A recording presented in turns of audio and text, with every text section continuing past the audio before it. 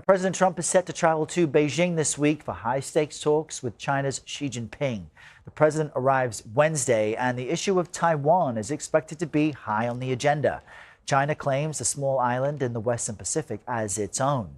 President Trump says he will discuss a pending $14 billion U.S. arms package for the island with President Xi.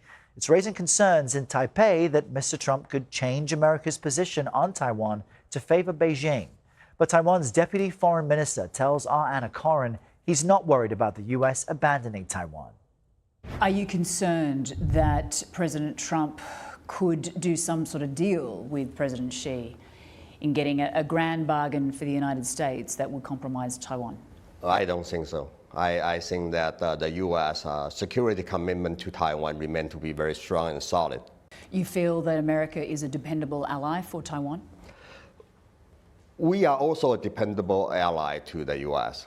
So I think the benefit is mutual. The fate of imprisoned pro-democracy activist Jimmy Lai may also come up during President Trump's meeting with Xi Jinping. Lai was sentenced to 20 years in prison back in February, you may remember, under Hong Kong's controversial China-imposed national security law.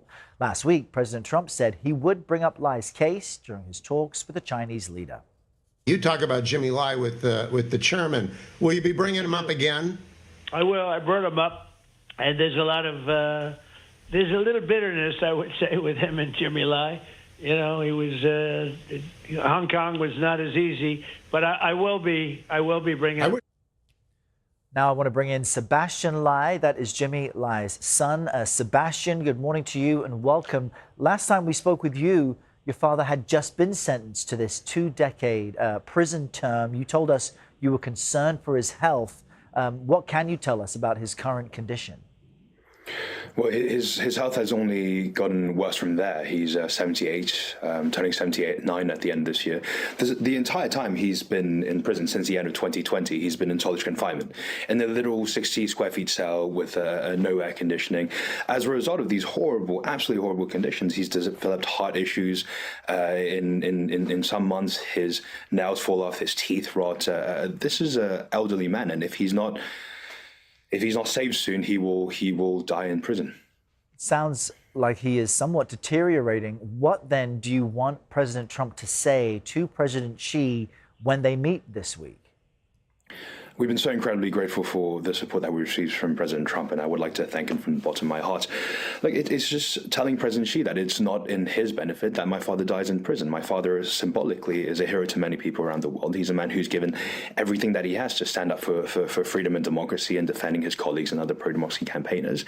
And for a man to die like that, in these horrible conditions, he's being tortured now, it's tremendously damaging for China and Hong Kong's reputation and destroys Hong Kong's rule of law, and it shows that Hong Kong and China is unwilling to move on something as humane as freeing a 70-year-old man. Now, we know that you've been a vocal advocate for your father. We just heard there President Trump is aware of this case. He says he will mention it, but the U.S. and China have, other issues at play economically and, of course, the war in Iran. Have you had any contact with the Trump administration? And if so, what has been said? So, we've met with State and Nessie, and look, America has always been incredibly supportive. You might have seen the letter that was signed, led by Rick Scott, that was signed by 68 senators. So more than 2/3 of the Senate signed on to this letter, along with a letter in Congress that was also signed by many congressmen. So we've always had incredible support. And I think, look, I think many people see this as time is running out for my father. If he's not free soon, he will die. The president, I know the president cares about my father's case. He can do it. He has said that it would be a very meaningful gesture for Xi Jinping to release my father. And to be completely honest, for Xi Jinping and the Chinese government and the Hong Kong government, this is administratively a very simple thing. This is putting a 78-year-old man who they've already kept in there for 5 years, taking everything away from him, on a plane, sending him back sending him to the US, sending him to the UK, and that is something that is perfectly doable. They could do that within 2 hours if they wanted to. And are you optimistic this will happen? I pray that this will happen. I think the president, with his long track record of freeing so many people around the world, is the man that I pin my hopes on, and I think he wants to do this. So fingers crossed, because otherwise my father will die in prison. Sebastian Lai with a very clear message there. Thank you once again for joining us. We appreciate your time. Thank you, sir. Thank you for having me.